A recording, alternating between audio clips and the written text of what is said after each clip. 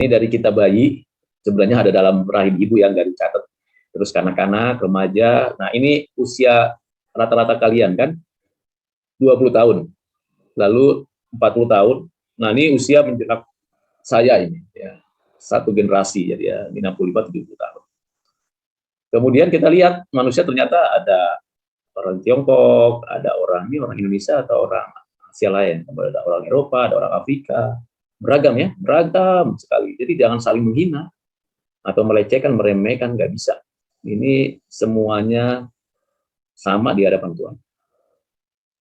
Oke, pentingnya posisi wawasan dunia Kristen berkaitan dengan kita belajar manusia. Ya, ada pengakuan dari sumber Alkitab. Ya, sumber Alkitab, pengakuan iman dan tradisi Kristen menggambarkan siapakah Allah, siapakah kita manusia dan karya ciptaannya. Dan kita tahu kita ada dan hadir di dalam dunia yang sudah jatuh dan rusak. Banyak orang berdosa, ada setan yang mengganggu, tetapi ada Tuhan yang tetap menjaga dan memelihara ciptaannya dengan kebaikannya. Bagaimana kita sebagai orang Kristen mempunyai sistem kehidupan kita, menjalankan kehidupan yang baik. Keunikannya tentu karena kita berpusat pada Kristus, kita memandang Tuhan berdaulat, dan kita punya pengertian tentang diri ini secara kosmos dengan memperhatikan narasi yang ada di dalam seluruh pengajaran Alkitab, dari mulai penciptaan kita, kejatuhan kita, penebusan Kristus atas hidup kita, dan nantinya penyempurnaan diri kita. Nah, kalau kita lihat keberadaan kita menurut Herman Dooyeweerd, di situ kita punya bidang hukum atau law spheres. Bidang-bidang kita, tiap-tiap individu itu punya iman, punya pikiran etis, punya pikiran hukum, punya estetika, ekonominya, sosialnya, bahasanya, sejarahnya, analitisnya, secara psikis, secara biologis, fisikal, kinematik, spasial, aritmatika. Ini ada 15 spheres, 15 bidang hukum. Yang mana kita lihat manusia itu, coba lihat, ada beberapa struktur sosial yang kita ada. Tetapi kalau kita perhatikan struktur individunya, kita itu bukan binatang. Binatang itu hanya berhenti di psikis. Kita itu bukan tumbuhan. Tumbuhan berhenti di biologis. Kita itu bukan benda. Benda hanya berhenti di fisikal. Kita itu utuh. Dari iman sampai aritmatika, dari aritmatika sampai iman. Ini utuh. Ini saya. Ini individu saya. Dan fungsinya juga kita lihat di dalam keluarga. Harusnya dalam keluarga juga mencakup keseluruhannya, dalam gereja juga mencakup keseluruhannya, di dalam negara juga begitu, di dalam persatuan buruh atau pekerjaan juga begitu, dalam usaha juga seperti itu. Namun penekanannya kita lihat fungsi-fungsinya. Kalau dalam bisnis, lebih menekankan kepada ekonomi dan sejarahnya. Kalau dalam perusahaan atau dalam hubungan dengan pekerja, itu lebih menekankan kepada etikanya, hukumnya, estetikanya, ekonominya, sosialnya, dan bahasa, serta sejarah. Kalau dalam negara, dalam kaitannya dengan hukum kebenaran, estetika, ekonomi, sosial, bahasa, dan sejarah. Kalau dalam gereja, iman. Tapi sebenarnya ini lebih menekankan harusnya berkaitan dengan iman. Begitu juga dengan kita, berbicara tentang 4 step atau tahapan kita dicipta, kita sudah jatuh, kita ditebus, dan kita disempurnakan. Seluruhnya ada di dalam Alkitab. Bagaimana kita melihat keberadaan kita? Menurut Blaise Pascal, manusia itu hanya seperti bulu bambu, benda terlemah di dunia. Ia juga merupakan bulu bambu yang dapat berpikir. Artinya kita rapuh sebenarnya. Kita punya kekurangan, keterbatasan, kelemahan. Tapi juga sekaligus pada saat yang sama, kita punya kemampuan berpikir, membuat dari apa yang ada, bisa menjadikan benda-benda yang ada di alam, di bawah bumi, untuk membuat rumah, mobil, bahkan berbagai jenis makanan yang bervariasi. Menurut Soren Abi Gilga, manusia itu tidak secara mutlak dan keseluruhan tercipta untuk dunia ini. Ada sesuatu yang kekal di dalam diri kita. Kita harus menemukan penggenapan maksud dan jaminannya. Jadi apa yang menjadi tujuan hidup kita, itu yang membuktikan kita itu manusia, yaitu memuliakan Allah dan menikmati. Jadi bukan semata-mata lihat secara indrawi fisik kita, tapi ada yang di dalam diri kita yang sangat penting kita harus hargai. Jadi bukan makhluk yang absurd, juga bukan berdasarkan keinginan sia-sia, tidak demikian. Nah, ini penting untuk kita sadari bagian hidup kita, agar kita tahu siapa kita. siapa kita, ya, supaya kita jangan remehkan, rendahkan keberadaan kita itu sendiri. Selanjutnya, menurut pandangan William J. Abraham, manusia dicipta dalam rupa gambar Allah, dengan iman mereka bergantung pada Allah. Ya, kita adalah makhluk yang bergantung sepenuhnya kepada Allah. Kapan kita disuruh kembali kepadanya, dengan kondisi sakit kah, menua kah, atau kecelakaan kah, atau gempa bumi, pasti ada waktunya kita kembali kepadanya. Itu buktinya kita bergantung. Tapi sekaligus kita adalah makhluk yang membutuhkan makhluk lain. Binatang yang kita bisa kelola, kita masak, tumbuhan, buah, dan sebagainya, bahkan hukum alam. Itulah manusia. Jadi manusia itu tidak punya kebebasan yang mutlak, tapi mampu menanggapi, memilih manusia sebagai ciptaan gambar rupa Allah. Menurut John Stott, lebih dari sekedar tindakan kebiasaan yang terlihat yang merugikan, dosa merupakan kerusakan batin yang membuat manusia tidak dapat bangkit. Ini menurut pikiran dia. Tidak demikian, kita akan bangkit, dibangkitkan rohnya, lalu diberikan tubuh yang baru. Nah, ini pandangan-pandangan dari para teolog, orang-orang percaya, bapak-bapak gereja yang berkaitan dengan siapa manusia. Penting nggak belajar tentang manusia? Penting, supaya kita punya hubungan yang baik, yang mengerti tentang siapa Allah kita, siapakah pencipta dan penebus kita, supaya kita juga menyadari paham-paham yang penting ketika kita bertemu dengan orang lain. Yang beda kulit, beda warna, beda rambut, beda usia, kita di sana belajar bersikap sebagaimana kita menghargai sesama. Selanjutnya penting juga untuk apa? Kita memperhatikan bahwa manusia itu penting, punya uang, punya materi, punya pengetahuan. Kalau tidak memanusiakan manusia, pengajaran apapun menjadi sesuatu yang sia-sia. Kemudian yang lebih penting lagi, kita lihat bagaimana kondisi sekarang, banyak orang punya kondisi krisis akan diri sendiri. Identitasnya kehilangan. Saya anak siapa? Saya arahnya kemana? Saya mau apa? Setelah ini bagaimana? Nah, itu identitas. Perlu belajar tentang diri sendiri. Dan ketika kita melayani, ingat, entah kita bisnis, entah kita jualan, entah kita entrepreneur, entah kita wirausaha, entah kita itu mengelola perusahaan, kita harus tahu kita sedang melayani sesama.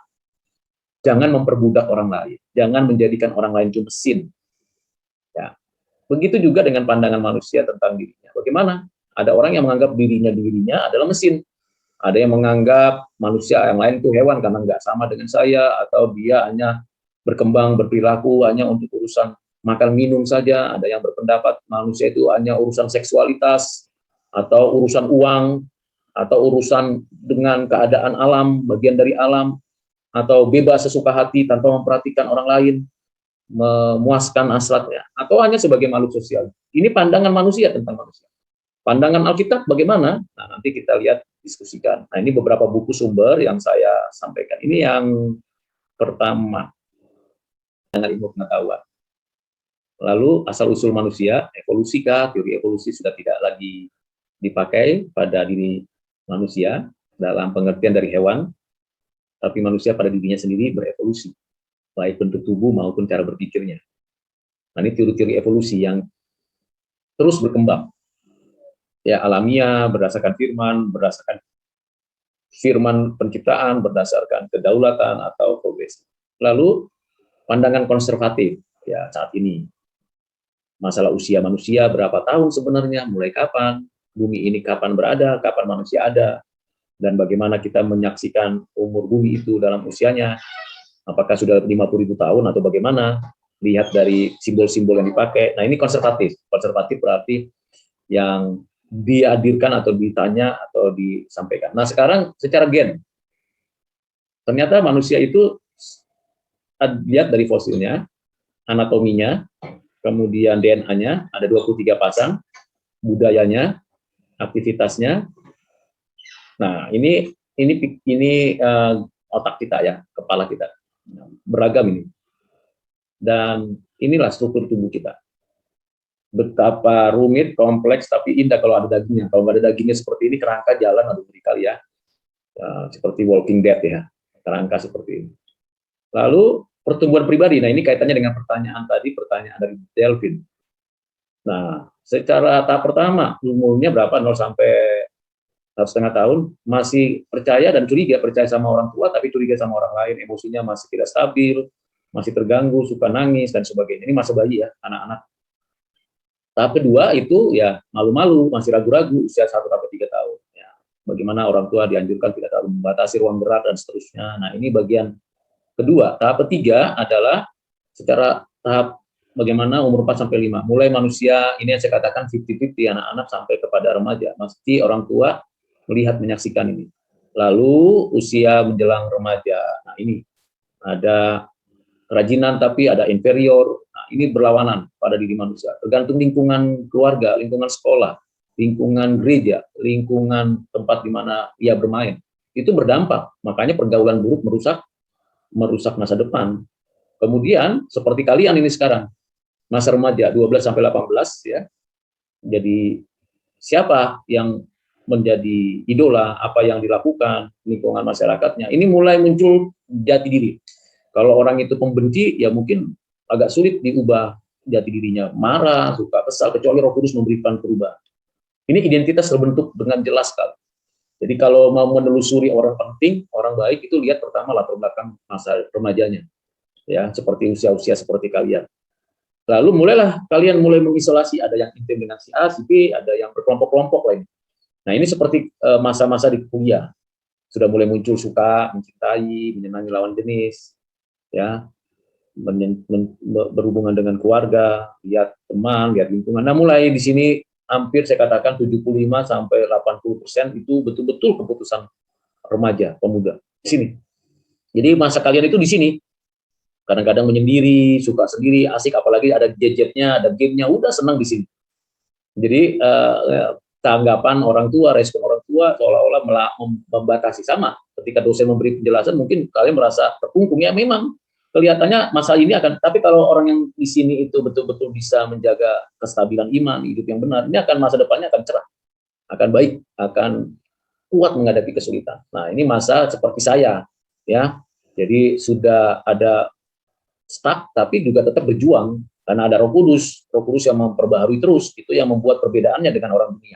Tapi kita terus berkembang, bertumbuh, semakin hidup benar. Lalu masa umur sudah tua, sudah lanjut, ya tinggal menunggu kematian. Nah, ini secara pribadi. Jadi kalau ditanya oleh Delvin bagaimana remaja menyikapi, ya harus di sini di masa usia tahap kelima dan tahap keenam ini harus betul-betul diperhatikan. Ya, jangan abai, waktu kuliah itu jangan abai, cari teman yang baik, cari teman yang betul-betul membentuk karakter, cari materi-materi, pelajaran-pelajaran yang betul-betul membentuk karakter. Karena pengetahuan yang lain sudah cukup banyak di internet, atau di web, tapi membentuk karakter, membentuk semangat, membangun kebersamaan, memperlengkapi diri untuk hidup yang lebih baik di masa depan. Sehingga di masa tuanya nanti betul-betul mengalami sukacita, jangan kesedihan, penderitaan. Karena ingat, kalian akan menjadi sarana bagi mengembangkan manusia. Nanti kalian punya keturunan, punya anak, dan generasi berikutnya jauh lebih berat daripada generasi kami mendidik kalian. Jauh lebih berat. Makanya saya minta kalian tulis mana yang buruk, mana yang baik dari kalian masing-masing, lalu apa yang kalian perbaiki. Itu penting. Saya dulu waktu masih SD, SMP diminta terus begitu, menulis itu. Nah, komunitas apa yang kalian temenin? Di gereja, di masyarakat, di pedesaan, di kota, itu mempengaruhi, ya. Apalagi komunitas di perkotaan. Ya, banyak sekali pengaruh dalam konteks kehidupan di perkotaan. Kelompok demi kelompok, kadang-kadang rasis, kadang-kadang sensitif, kesenjangan sosial ekonomi. Ini bukan kelompok saya, dia bukan orang kaya, dia bukan orang berada, ini bukan kelompok saya karena dia ini bukan ras saya, bukan grup saya. Nah, ini muncul nih di perkotaan. Kalau di desa kan homogen ya. Komunitas religius, apakah aktif di gereja, masih remaja atau tidak, nanti berdampak nggak pada kehidupan dia. Komunitas ekonomi, bisnis, usaha,